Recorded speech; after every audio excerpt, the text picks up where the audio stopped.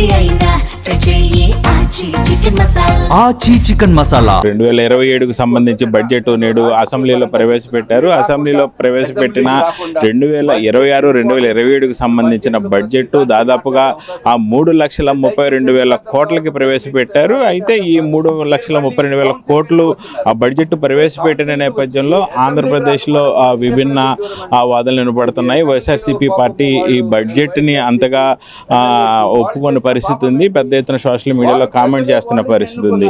అయితే ఈ 2020-2027 బడ్జెట్కి సంబంధించి మూడు పార్టీలు ప్రధాన పార్టీలు ఉన్నాయి. టీడీపీ, జనసేన, బీజేపీ పార్టీలకు సంబంధించి ప్రధానంగా ఉంది. అయితే దీనికి సంబంధించి ప్రస్తుతం మనతో పాటు ఆంధ్రప్రదేశ్ బీజేపీ శాసనసభ పక్ష నేత, ఆంధ్ర బీజేపీలో టైగర్ అని పేరు ఉంది, బీజేపీ శాసనసభ విష్ణుకుమార్ రాజు గారు ఉన్నారు. ఆయన అడిగి మరింత సమాచారం ఇస్తుంది. సార్, ఏదైతే ఆంధ్రప్రదేశ్లో ఇప్పుడు ప్రవేశపెట్టిన బడ్జెట్ దాదాపుగా 3,32,000 కోట్ల చిల్లర దాకా ఉంది. అయితే దీనికి సంబంధించి వైఎస్ఆర్సీపీ సోషల్ మీడియాలో పెద్ద ఎత్తున పోస్టులు కూడా మొదలైనవి.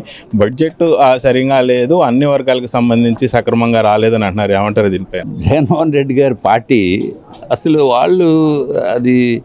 జగన్మోహన్ రెడ్డి గారు అసలు రాజకీయ స్ట్రాటజీ ఆయనకి లేదు. ఫస్ట్ పాయింట్, వైఎస్ఆర్సీపీకి ఒక రాజకీయ ప్రణాళిక లేదు అని చెప్పడానికి ఇది ఒక ఉదాహరణ. ఎందుకంటే ఆయన పైన విశ్వాసము ప్రజలకి కంప్లీట్గా కోల్పోయారు. ఆయన ప్రజల దగ్గర వారిపైన ఉన్న విశ్వాసము ప్రజల మనసుల్లో కోల్పోయారు.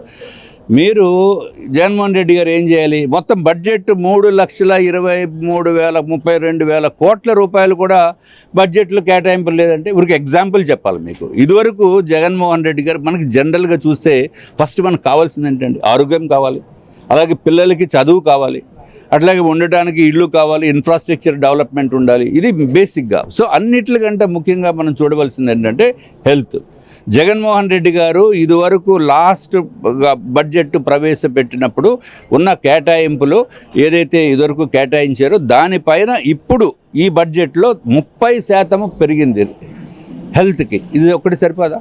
మరి ఇది కూడా బాగాలేదు జగన్మోహన్ రెడ్డి గారు వాళ్ళు సోషల్ మీడియా చెప్పుకుంటే అది ఎంతవరకు కరెక్ట్? నేను ఇంకొకటి చెప్తున్నాను, మీ టీవీ ఛానల్ ద్వారా నేను చెప్తున్నాను.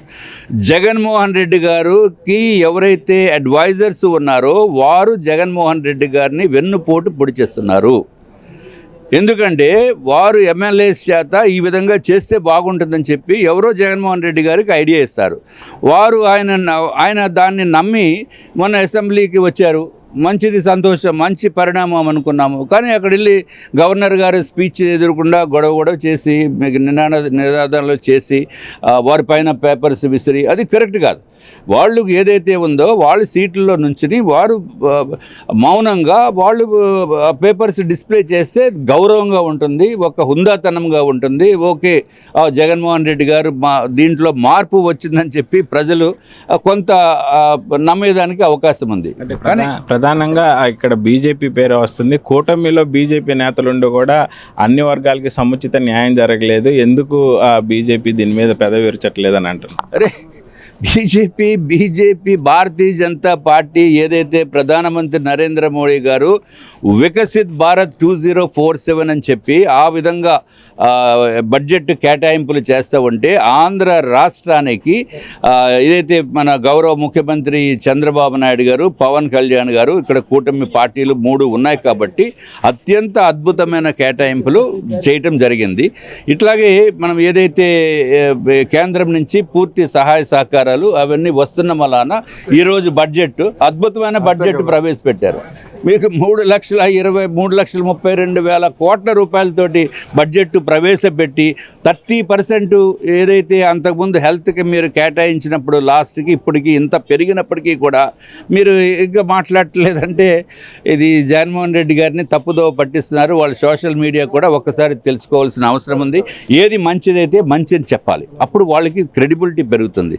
అన్నిటికీ చెడ్డ అంటే అది కరెక్ట్ కాదు. ఓకే, ఈ 2026-2027 బడ్జెట్కి సంబంధించి ఇటుపక్క రాష్ట్ర ప్రజలకు కానీ ఇటుపక్క కూటమిలో ఉన్న టీడీపీకి కానీ మీరు ఏం చెప్పదలుచుకున్నారు?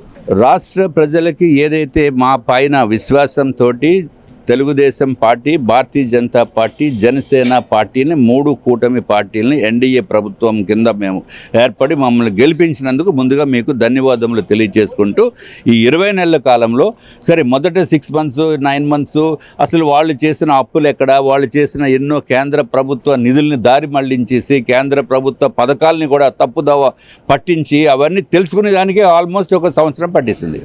సో ఇప్పుడు ఈ బడ్జెట్లో అన్నీ కూడా కరెక్ట్గా ఎవాల్యుయేట్ చేసి సాధ్యాసాధ్యాలని పరిశీలించి వారు ఇప్పుడు బడ్జెట్లో కేటాయింపులు జరిగినాయి. రాష్ట్ర ప్రజలకి మేము ఒకటే భరోసా ఇస్తున్నాం, తప్పనిసరిగా ఏదైతే మీరు మా పైన నమ్మకం ఉంచి మీరు ఓట్లు వేసి మమ్మల్ని గెలిపించి ఇక్కడ అసెంబ్లీకి పంపించారో మీ నమ్మకాన్ని ఎప్పుడు కూడా మేము వమ్ము చేయము. తప్పనిసరిగా ఆంధ్ర రాష్ట్ర భవిష్యత్తు బంగారు భవిష్యత్తుగా ఉంటుందని చెప్పి తెలియజేస్తాం. ఏదైతే ఆంధ్రప్రదేశ్లో టీడీపీ ప్రభుత్వం ఎన్డీఏ కూటమి కింద ఉన్న ఆంధ్రప్రదేశ్లో ఎన్డీఏ ప్రభుత్వానికి సంబంధించిన కూటమి ప్రభుత్వం ఆ బడ్జెట్ ప్రవేశపెట్టిన నేపథ్యంలో ఈ యొక్క బడ్జెట్ ఇటుపక్క రాష్ట్ర ప్రజలకు కానీ ఇటుపక్క ప్రభుత్వానికి సంబంధించి కానీ గొప్పగా వర్ణిస్తున్నారు బీజేపీ శాసనసభ పక్ష నేత విష్ణుకుమార్ రాజు. అయితే ఆంధ్రప్రదేశ్లో ప్రవేశపెట్టిన ఈ బడ్జెట్ అన్ని రంగాలకు సంబంధించి సముచిత న్యాయం కల్పిస్తూ రాష్ట్ర అభివృద్ధికి కానీ ఆంధ్రప్రదేశ్లో ప్రజల పురోగతికి సంబంధించి కానీ పెద్ద ఎత్తున పెద్దపీట వేశారని చెప్తున్నారు.